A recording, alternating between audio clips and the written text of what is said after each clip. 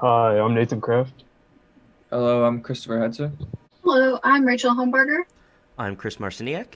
And I'm Philip Reed. And this is our CGT 215 shooting game project. So we would like to begin with our problem description. From our provided list of project options, we chose to create a variation of the 3D shooting game. Our goal was to create an area where our player and enemies move smoothly about our area. We also wanted to incorporate a leveling system so that the game becomes increasingly difficult for the user. In doing so, we plan to alternate between increased enemy movement and multiplying the amount of enemies that seek out our player. So, for our solution, we created two structures, the player structure and the enemy structure. The player structure counts the lives that a player has, it's their position, and has several functions for the player input for moving in four directions.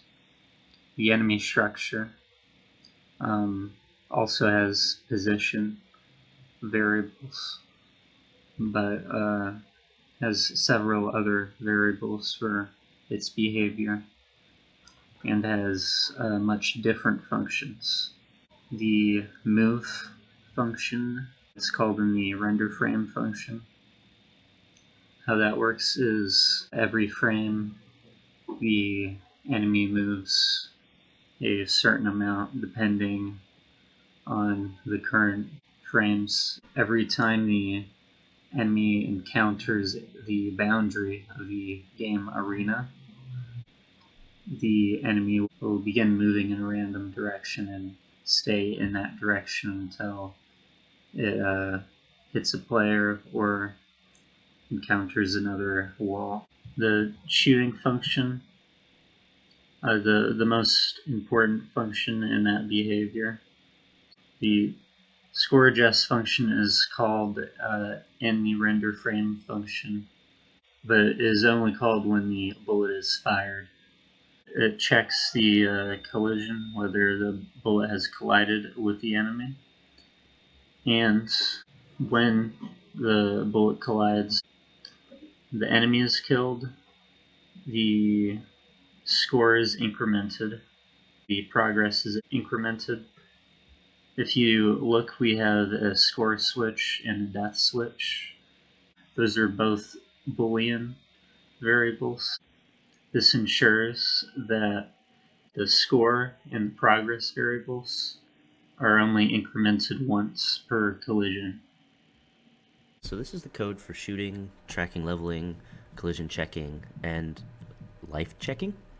For this part, we made a switch called bullet travel, and whenever the player presses a specific button, in this case F for fire, it activates the switch, causing the bullet to move upward from the player's initial location,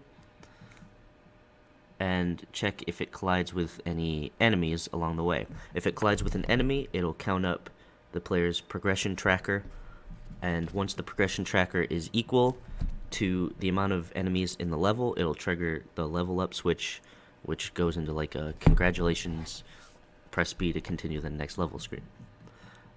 If the bullet hits the ceiling, or when the bullet hits the ceiling rather, it'll return to the player, so it'll be inside the player following them around, and it will stop checking for hitting enemies. So like if the player happens to collide with an enemy while the bullet is in them, it won't kill the enemy, it won't track up your progression, it'll just take down your life. Welcome to the live demo of our game. You can see our intro screen here. It says press B to start the game. That'll draw the arena and our little player, and it'll start keeping track of our score and our life and everything. Down here in the bottom left, you can see what level we're on.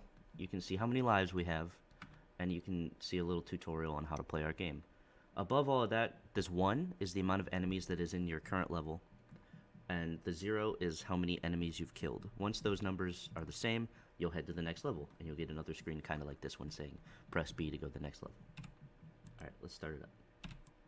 So you can see our enemy is running around, just bouncing around randomly, and we can move our player with the arrow keys as much as we want. Only in the bounds of the arena, though. Okay, so we can shoot at him with F. Since I hit him, I get a congratulations. Press B to continue the next level. And on the second level, the enemy should be faster. Yep, there he goes. And so he's harder to dodge, easy to shoot still.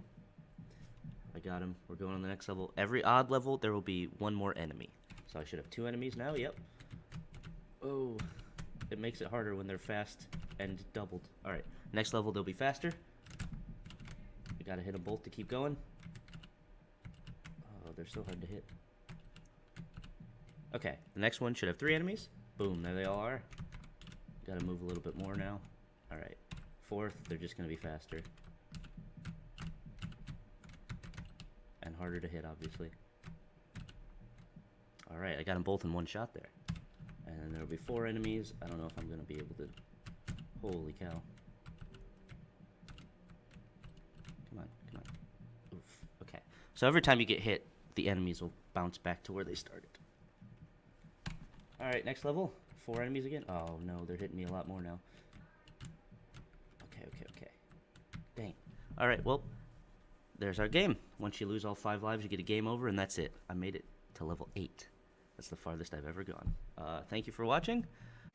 Some interesting observations we encountered were that the frame rate affected the movement of the player. Another thing was that we learned about being organized with so many people. This was a challenge because it was hard to divvy up all the tasks and make sure everyone had something to do, but it all turned out fine and we got it done. Future work. For our project in the future, we would like to add more levels to our shooting game to make it even harder. We would also like to add art into our project. For the art, we could add a cannon for our player art, and for the enemy, we could add pirates. We also want to add sound effects to our firing, and in the future, we would also want to improve our problem solution and coding skills, and last but not least, we would want to learn how to make a fixed camera angle for our game. Thank you for watching.